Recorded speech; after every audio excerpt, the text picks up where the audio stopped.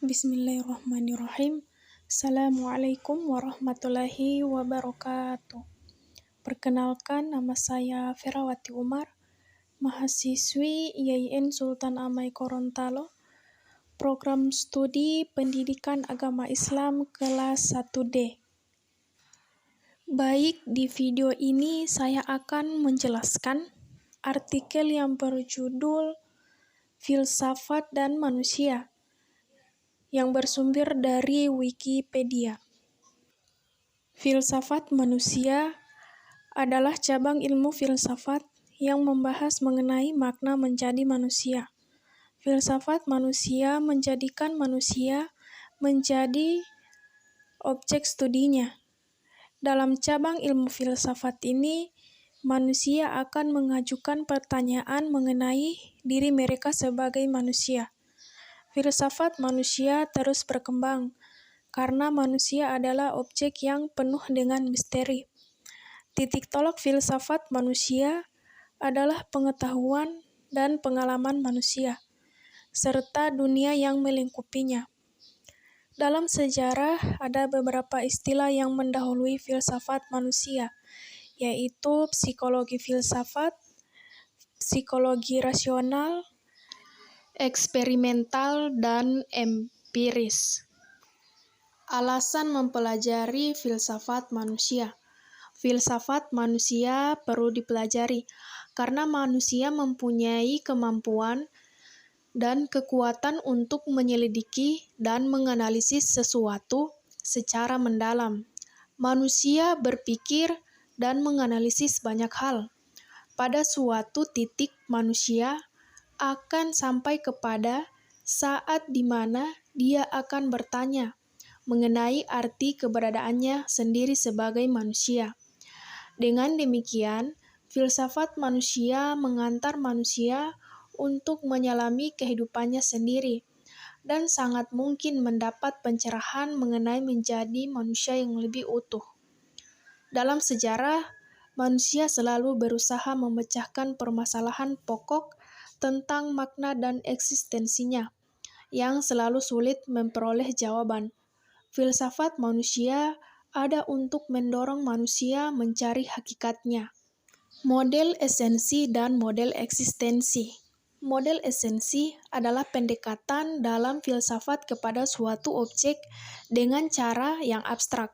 Model ini memandang manusia terlepas dari situasi dan perkembangannya. Model esensi hanya memperhatikan kodrat yang menentukan manusia sebagai manusia.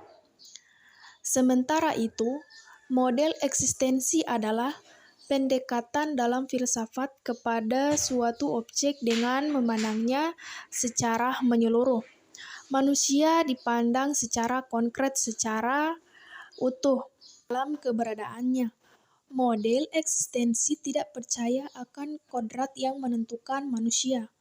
Orang yang mempelajari filsafat manusia dengan pendekatan eksistensial akan lebih menyeluruh pandangannya dibandingkan pendekatan esensialis. Manusia tanpa Tuhan. Filsafat manusia sangat dekat hubungannya dengan eksistensialisme.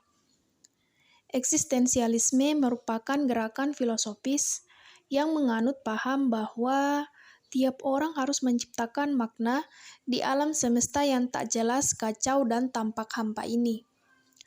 Salah satu tokoh eksistensialisme yang menghidupi aliran filsafat ini ialah Nietzsche. Nietzsche berpandangan bahwa kebebasan manusia akan hadir jika hidup manusia tanpa Tuhan. Hidup itu sendiri merupakan kehendak untuk berkuasa. Kelemahan manusia sering muncul karena manusia sering menyerah dengan kenyataan bahwa ada kekuasaan di luar dirinya yang lebih kuat. Salah satu yang mutlak terjadi dalam hidup manusia adalah kenyataan kesepian. Tujuan filsafat manusia. Filsafat manusia muncul berawal dari pertanyaan akan manusia.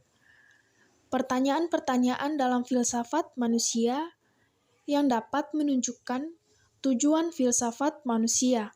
Yang pertama, Apakah dan siapakah manusia pada hakikatnya? Yang kedua, bagaimanakah kodrat manusia itu? Yang ketiga, apakah sifat-sifat manusia yang unik untuk membedakannya dari makhluk yang lain? Yang keempat, bagaimanakah hubungan antara badan atau raga dengan jiwa raga manusia? Yang kelima, bagaimana mungkin manusia dapat bebas dan merdeka untuk melakukan segala yang dia inginkan? Dan yang keenam, apakah arti kepribadian seorang manusia? Baiklah, itulah penjelasan saya mengenai filsafat dan manusia. Terima kasih. Wassalamualaikum warahmatullahi wabarakatuh.